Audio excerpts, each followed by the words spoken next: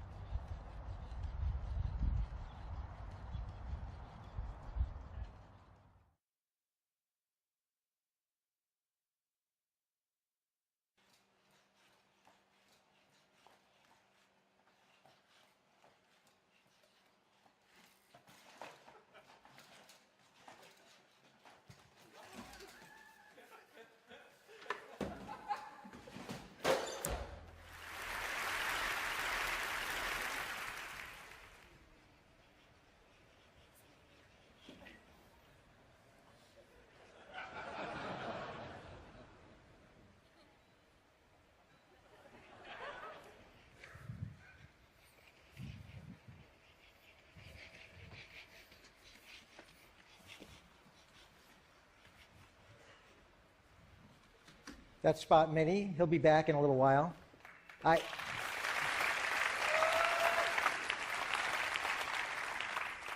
I love building robots. And my long-term goal is to build robots that can do what people and animals do. And there's three things in particular that we're interested in. One is balance and dynamic mobility. The second one is mobile manipulation. And the third one is mobile perception.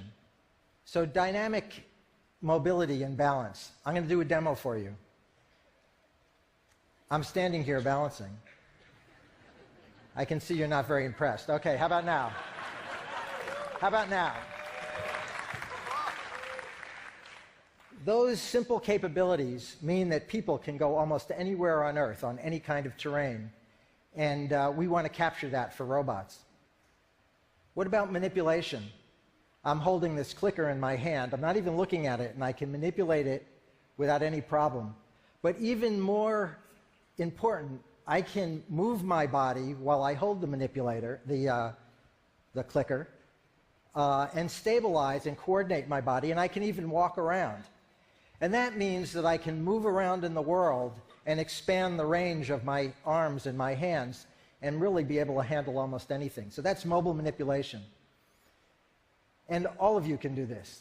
And third is perception. You know, I'm looking out of the room with over 1,000 people in it, and my amazing visual system can see every one of you. You're all stable in space, even when I move my head, even when I move around. That kind of mobile perception is really important for robots that are going to move and act out in the world. So I'm going to give you a little status report on where we are in developing robots toward these ends. This is, the first 3 robots are all dynamically stabilized robots. This one goes back over a little over 10 years ago, Big Dog, and it's got a gyroscope that helps stabilize it. It's got sensors and a control computer. Here's a Cheetah robot that's running with a galloping gait where it recycles its energy, it bounces on the ground, and it's computing all the time in order to keep itself stabilized and propelled. And here's a bigger robot that's got such good locomotion using its legs that it can go in deep snow. This is about 10 inches deep, and it doesn't really have any trouble. This is Spot, a new generation of robot, just the slightly older than the one that came out on stage. And we've been asking the question, you know, you've all heard about drone delivery. Can we deliver packages to your houses with drones? Well, what about plain old legged robot delivery? So we've been taking our robot to our employees' homes to see whether we could get in the various access ways. And believe me, in the Boston area, there's every manner of stairway, twists and turns. And so it's a real challenge, but we're doing very well, about 70% of the ways. And here's mobile manipulation, where we've put an arm on the robot, and it's finding its way through the door. Now, one of the important things about making autonomous robots is to make them not do just exactly what you say, but make them deal with the uncertainty of what happens in the real world. So we have Steve there, one of the engineers, is giving the robot a hard time. And the fact that the programming still tolerates all that disturbance, it does what it's supposed to. Here's another example where Eric is tugging on the robot as it goes up the stairs. And believe me, getting it to do what it's supposed to do in those circumstances is a real challenge, but the result is something that's going to generalize and make robots much more autonomous than they would be otherwise. This is Atlas, a humanoid robot. It's a third-generation humanoid that we've been building. I'll tell you a little bit about the hardware design later. And we've been saying, how close to human levels of performance and speed could we get in an ordinary task like moving boxes around on a conveyor? And you know, we're getting up to about 2/3 of the speed that a human operates on average. And this robot is using both hands, it's using its body, it's stepping. So it's really an example of dynamic stability, mobile manipulation, and mobile perception. Here, we actually have 2 Atlases. Now, everything doesn't go exactly the way it's supposed to.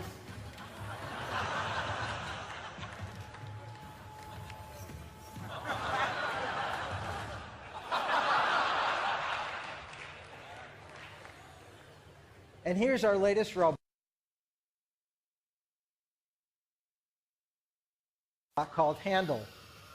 Handle is interesting because it's sort of half like an animal and it's half something else with these leg-like things and wheels.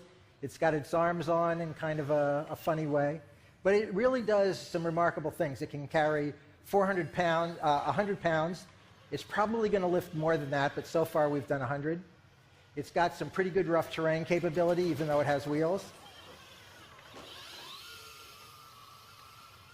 And Handel loves to put on a show.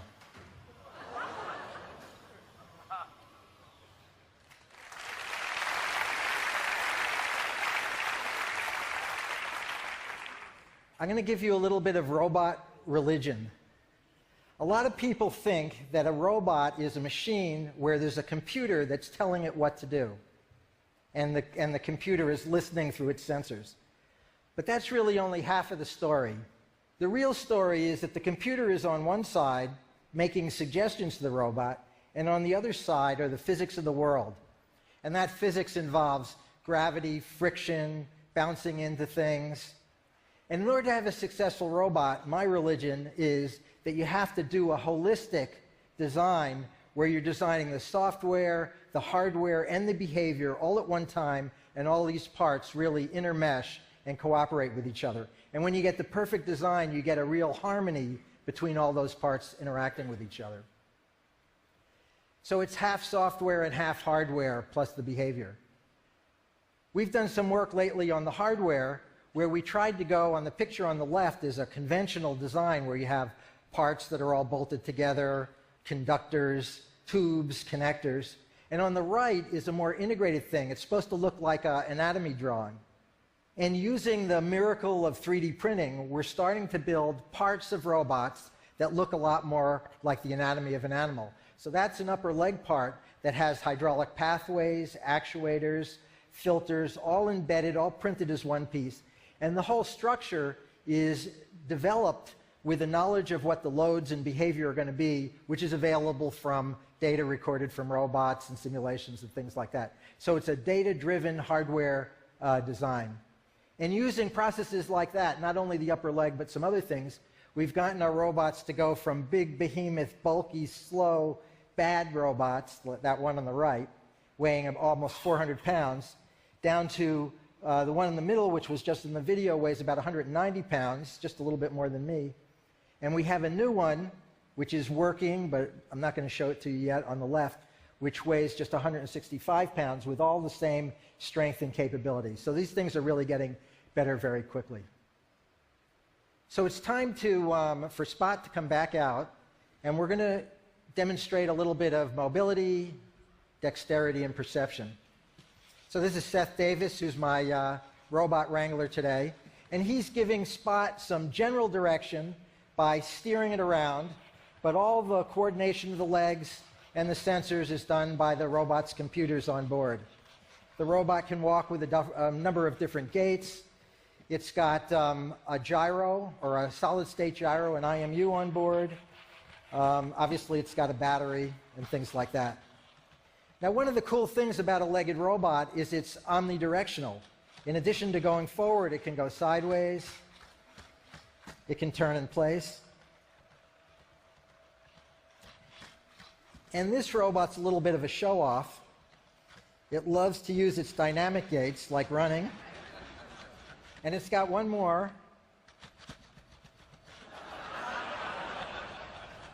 Now, if it really is show-off, it would be hopping on one foot, but, you know. Now, Spot has a set of cameras here, stereo cameras, and we have a feed up in the center.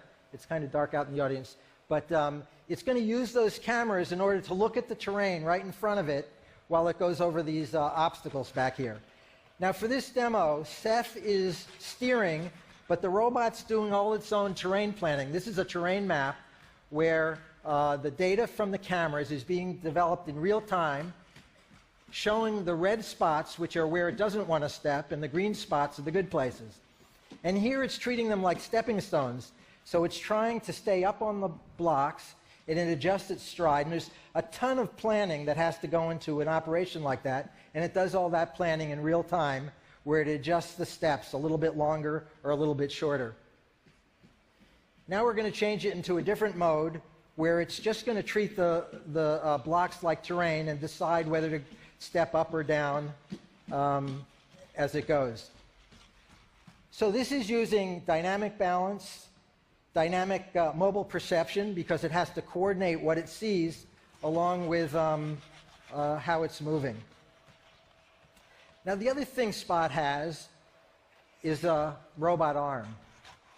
Some of you may see that as a head and a neck, but believe me, it's an arm.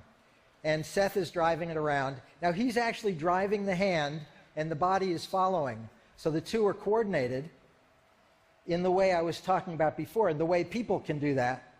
And in fact, one of the cool things that Spot can do, we call chicken head mode, and it keeps its head in one place in space, and it moves its body all around.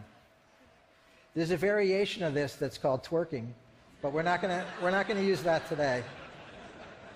So Spot, I'm feeling a little thirsty. Could you get me a soda? Now for this demo, Seth is not doing any driving. We have a LiDAR on the back of the robot, and it's using these props we put on the stage to localize itself. It's gone over to that location. Now it's using a camera that's in its hand to find the cup, picks it up, and again, Seth's not driving. So we've planned out a path for it to go. It looked like it was going off the path.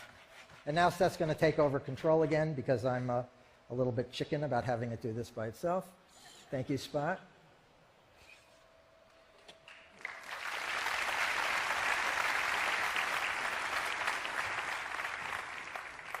So Spot, how do you feel about having just finished your TED performance?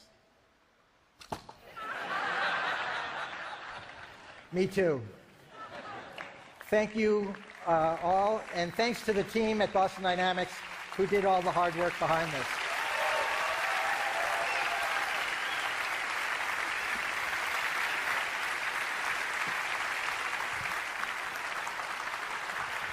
Mark, come back in the middle. Thank you so much. Come over here. I have questions. So you mentioned the UPS and the package delivery. What are the other applications that you see for your robots? You know, I think that robots that have the capabilities I've been talking about are going to be incredibly useful. About a year ago, I went to Fukushima to see what the situation was there. And there's just a huge need for machines that can go into some of the dirty places and help remediate that. I think it won't be too long until we have robots like this in our homes. And you know, one of the big needs is to take care of the aging and invalids. I think that it won't be too long till we're using robots to help take care of our parents, or probably more likely have our children help take care of us. And there's a bunch of other things. I think the sky's the limit. I mean, many of the ideas we haven't thought of yet, and people like you will help us think of new applications. So what about the dark side? What about like the military? Are they interested? Sure.